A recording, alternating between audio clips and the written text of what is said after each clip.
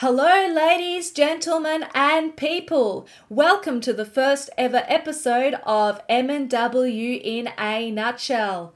This is one of two main shows in the MNW community. This is Flashbang in a Nutshell, episode 1 for Friday the 20th of August 2021, Pacific Daylight Time. Now, the reason I say things in Pacific Daylight Time is because even though the community has a global audience, the show hosts are based in the United States, and this is the universal time zone that a lot of the people have elected to use. So yes, this is a discussion about Friday Night Flashbang hosted by Edward Bosco, and in this recap show we will be basically just going through everything that has happened in a short, sharp manner. Now, the reason for this recap series is because originally we have a longer recap show called Firing Line, but because Warzone and Firing Line are changing owners, some of the processes still need to be finalised, and so while that is happening, I have decided to do the Nutshell series to make sure you do not miss out on your briefly weekly recaps in case perhaps you couldn't catch the show live or could not even make the VOD for time reasons. So the host of this recap series, my name is Carla Bader. I am from Melbourne, Australia, so excuse me if my accent may not be understandable to some. My main passion is music as well as drawing and maths. Yes, believe not, maths. And in terms of MNW, I am the official bookkeeper and statistician. So I keep all the records of what happens in the shows and matches. So therefore, I am able to put this series together to give you a little snapshot into what happened during the Friday Night Flashbang episode. Here we have our first in-ring promo by the General Manager of Flashbang, or General Manager after Mr. Rabbit got suspended, Mr. Lawson.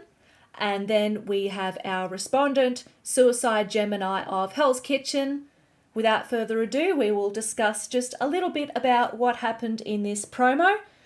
So to start with, Mr. Lawson is on his own and reminds us that Nero has deadlines. Deadlines exist in every aspect of life, including wrestling. And if Nero does not show up in the flesh in 1 week, he will be stripped of his title. But then why did Suicide Gemini come as soon as that was said? He's pulled the strings of a lot of roster members lately, left them agitated for some reason with his, antics. And then he says to the lawyer, obviously, that, he wants Nero's title shot. He's going to get it no matter what. He's going to use whatever tactics, anything. But Mr. Lawson's like, no, you are not.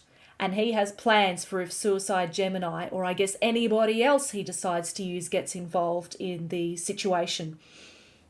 Mr. Lawson says that Suicide Gemini himself will be kept busy, and later in the night he will be having a match against APS's Seth Jackson. APS stands for Arcane Protection Services, which is a faction on Flashbang responsible for, magic and the safety of our wrestlers. After the announcement that APS would be watching him all the time, Suicide Gemini at the end of the promo is like, yeah, shut up. And then so he gets the object out of the crowd. Mr. Lawson is a victim of such attacks, and when Mr. Lawson is bowled to the ground, that is when the segment ends. What's going to happen to Suicide Gemini? The fact that he laid his hands on authority. Oh! Is he going to be drafted to Warzone? Perhaps some other consequence? We'll see next week. And then that leads us to our first match of the night, our staple 8-man showcase match. And the way these showcase matches work is there are 8 men and or women in the ring. The rules are elimination, falls count anywhere. So there are 7 eliminations by pinfall or submission to get 1 winner. And then falls count anywhere means you can pin or submit your competitor in or out of the ring. It doesn't matter. The result will still count. So even though I have listed the competitors in order that they entered the ring, I am going to discuss them in the order that they have been eliminated. So, Samuel Manatee, the resident chef of Flashbang, Avatar of Destruction, achieved rank 8. And then we have Huge Mane, the tree boy, he got rank 7. Johan Mjoln, the son of Thunder, who will have a title opportunity against Nero, has come in 6th. Our Knight of the Princedom, Sir Percival, has achieved rank 5.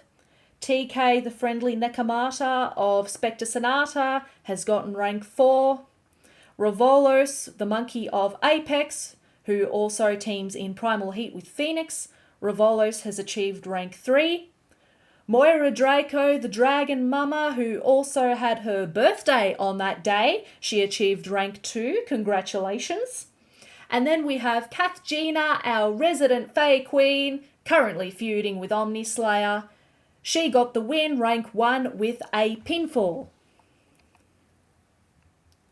And then we have our first audio promo of the night, spoken by Blighthouse. We will also discuss what was said in the audio promos, if we can get some details about that. We can get some details about Blight's promo. He is responding to the Omni Slayer who called him out a few weeks ago. Blight wants to shake off his ring rust, and after he is done with Jagger Blackthorn, Suicide Gemini is next. No one is ready for the beast. They've forgotten.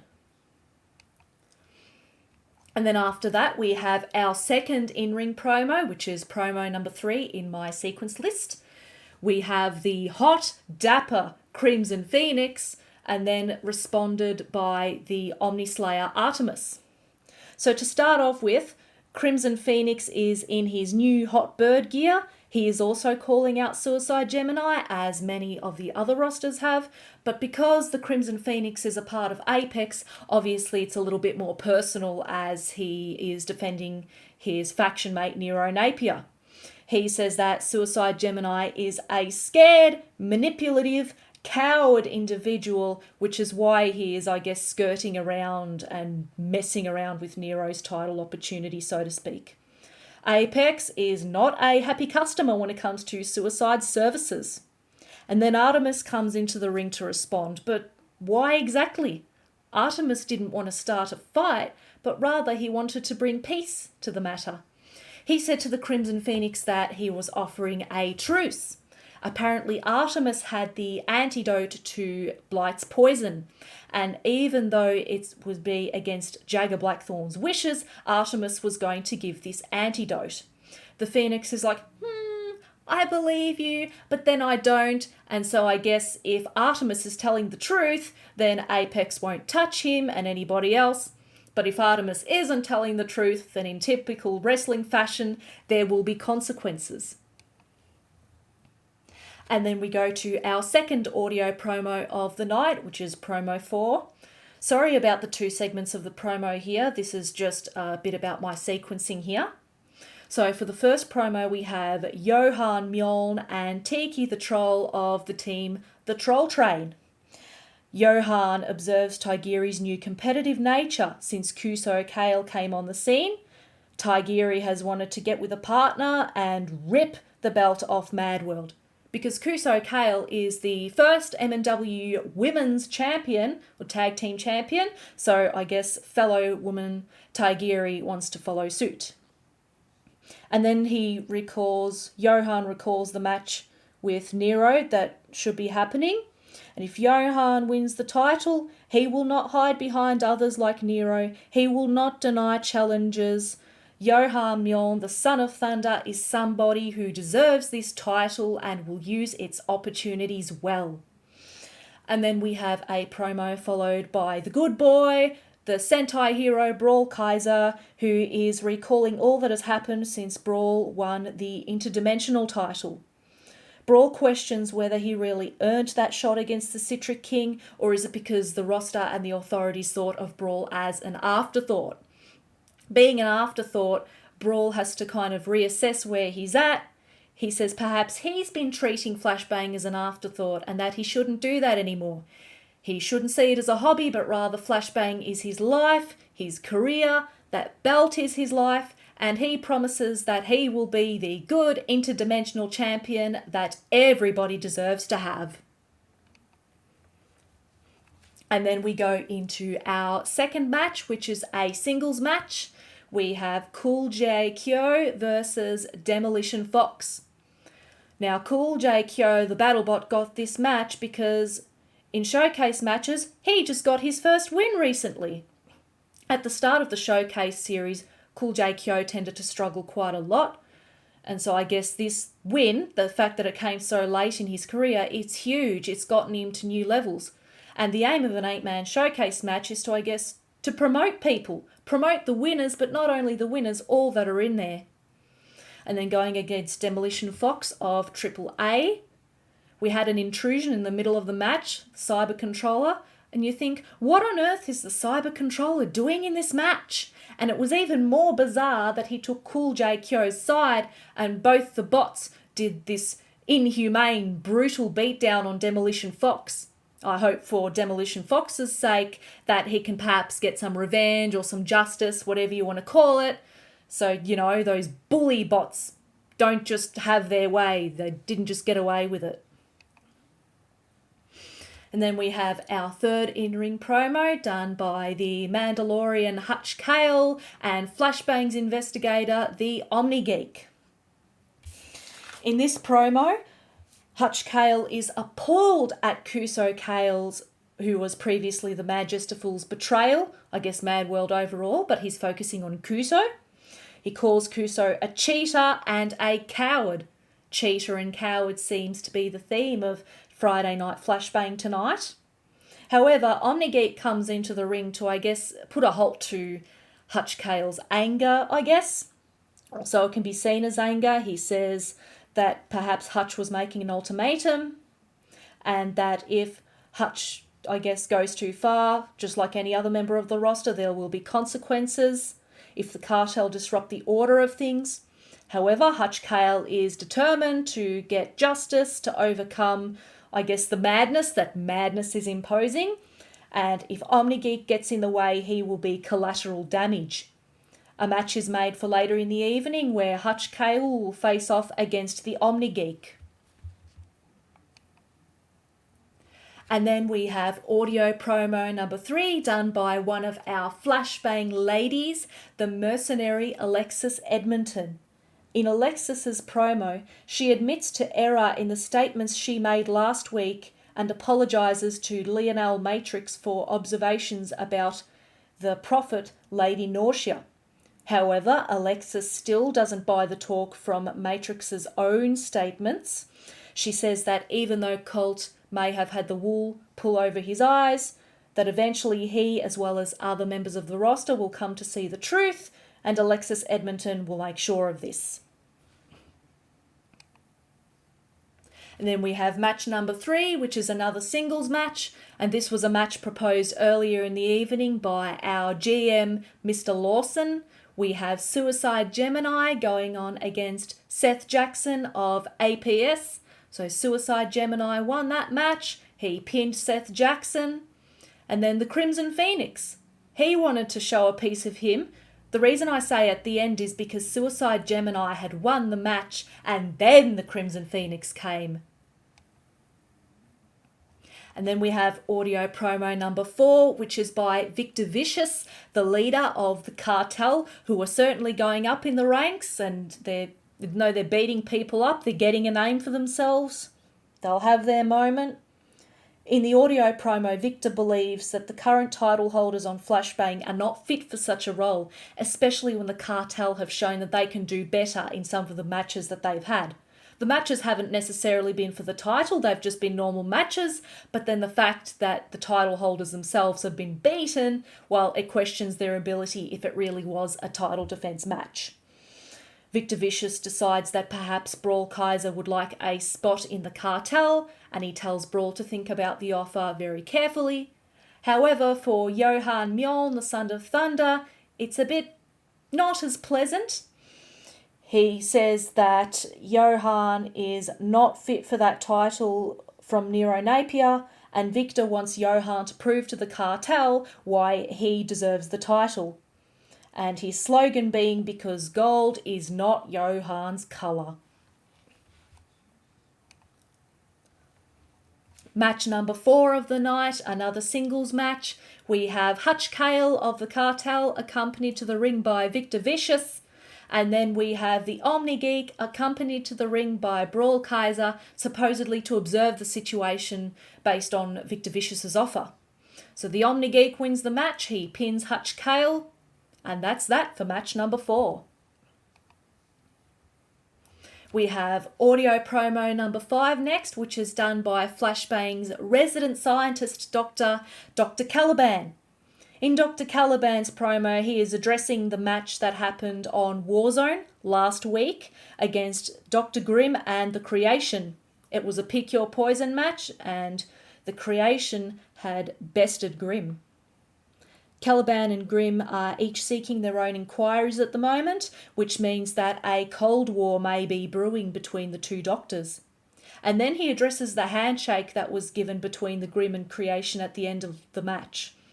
It's not what the doctors had wanted, that handshake, but then Caliban admits that happiness is not always the road to success. And for now, Dr. Caliban will focus on his original mission to find some secret of the Nexus. The secret. And this leads us to match number 5, which is a Tornado tag team match, 2-on-2. You have the Sandman and Thunderbolt of the Time Bandits going against Lord V and the Cleaver of the Abyssal Void. And here we have the Abyssal Void winning the match as Lord V had pinned Thunderbolt of the Time Bandits. Then we have audio promo number 6, done by the hottest man on Vaporwave, Apollo Hades. And with Apollo Hades' promo, he is confident he will beat Joseph Cowman again, and he will also make the first king of Flashbang, Wilson, son of Will, proud. He recalls the match that Vaporwave had with Fabulous, and the fact that Vaporwave had beaten them in 6 minutes. Bookkeeper's error, it was actually 2 minutes 40, but due to 6 minutes, that is the record that Apollo Hades will have to try and beat in the following match. And then we have that match, match number 6. We have Apollo Hades winning against Joseph Cowman, but at what cost? What is Wilson, son of Will, doing? He's supposed to be on Warzone, I guess, bullying the other wrestlers, complaining.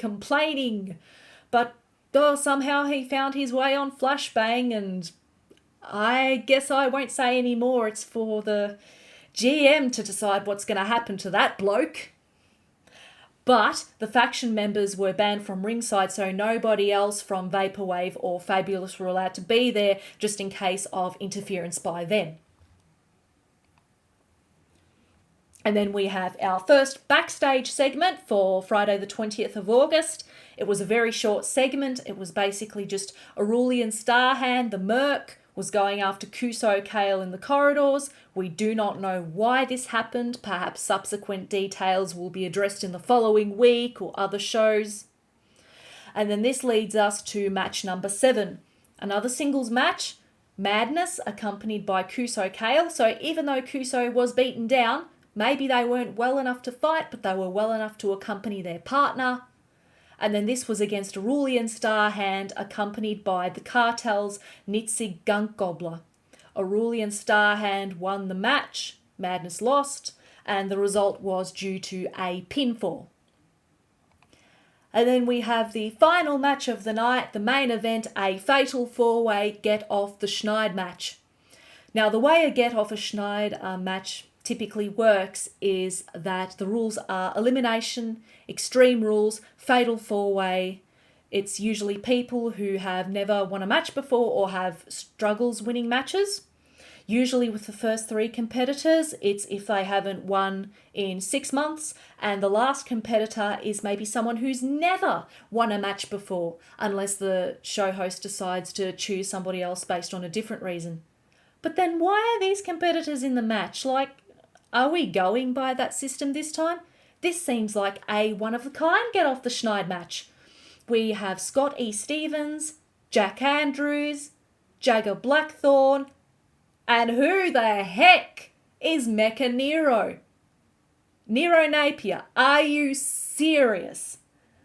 But then apparently it's not Nero Napier himself, it's a roboticized version. And this was the idea of AAA's Sheepy. Apparently Sheepy thought, okay, well maybe 3 competitors can train so that when they do face the real Nero Napier, they know they have what it takes. And so Jack Andrews came 4th, Scotty Stevens came 3rd, Mecha Nero himself came 2nd, so he is not the most powerful bot, scary bot like we thought. The person that managed to overcome him was Omni Slayer Jagger Blackthorn. And that is the end of the Flashbang sequences. As I am once again MNW's bookkeeper and statistician, I provide some extra figures to the audience.